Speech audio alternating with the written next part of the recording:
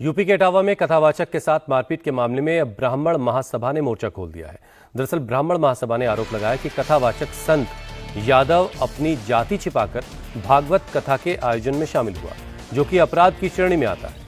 इसे लेकर ब्राह्मण सभा के पदाधिकारी इटावा एसएसपी से मिले और शिकायत दर्ज करवाई। साथ ही दोनों कथावाचकों समेत उनके साथियों पर छेड़खानी और धोखाधड़ी करने का आरोप लगाया। ब्राह्मण महासभा का कहना है कि अगर मामले में कड़ी कार्रवाई नहीं हुई तो आंदोलन किया जाएगा। मेन विषय यहाँ जाति नहीं था, जातिगत रूप तो समाजवादी पार्टी के लोगों ने दे दिया इन्वॉल्व होकर के। अगर चाहते तो यहाँ भाजपा के लोग भी आ जाते, भिड़ जाते आपस में, ऐसा नहीं हुआ। असली वजह उसके पीछे जाति नहीं है। भाई जाति में तो हम लोग खुद भी चले जाते हैं कि दूसरे समाज का अगर व्यास बैठा है तो क्या हम भागवत सुनने नहीं जाते हैं? भगवान का नाम कोई भी ले सकता है, हम लोग जाते हैं, पूरा संगठन हमारा जाता है। कई ऐसे साक्ष्य हम दे देंगे आपको। लेकिन आप जाति को छुपा रहे हैं, अश्लील हरकतें कर रहे हैं। शुरुआत कहां से हुई वो चीज नहीं पकड़ी इन लोगों ने। शुरुआत बदतमीजी और छेड़खानी से शुरू हुई। आप किसी महिला का हाथ पकड़ रहे हैं ब्यास होकर के, उसके बाद जब आप दिख जाता है कि भीड़ आ गई, फंस गए, तो आप अपना गलती स्वीकार कर लेते हैं, हमसे गलती हो गई, और धमकी देते हैं उसके बाद में तो भैया हम देख लेंगे तुमको। उन्होंने जब जांच पड़ताल की, सारी चीजें खुल के सामने आ गई, उनको पहले ही डाउट हो रहा था। बाद में उन्होंने खुद कह दिया भाई मैं यादव हूँ, पता चल गया तो मुझे माफ कर दो।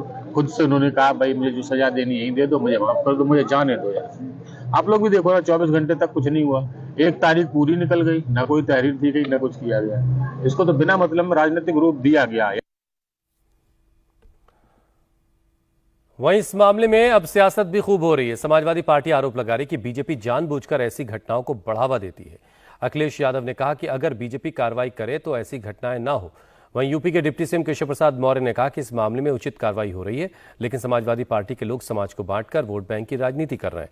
उन्होंने कहा कि समाजवादी पार्टी वो वक्त भूल गई जब इन्होंने राम भक्तों पर गोलियां चलवाई और कांवड़ यात्रा में शिव भक्तों के भजन कीर्तन तक पर रोक लगा दी। तब उन्हें न राम भक्ति याद आई और न श्रद्धा की कद्र रही। उनका पॉलिटिकल लाभ लेने के लिए घटनाएं होने देना चाहती है।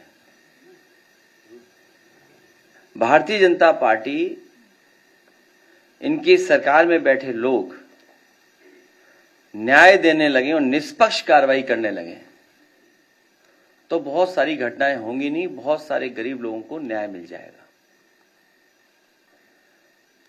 इस सरकार का रवैया क्या है, इस सरकार का रास्ता क्या है? कई मौकों पर मैंने कहा यह सरकार हार्टलेस है, अनडेमोक्रेटिक है।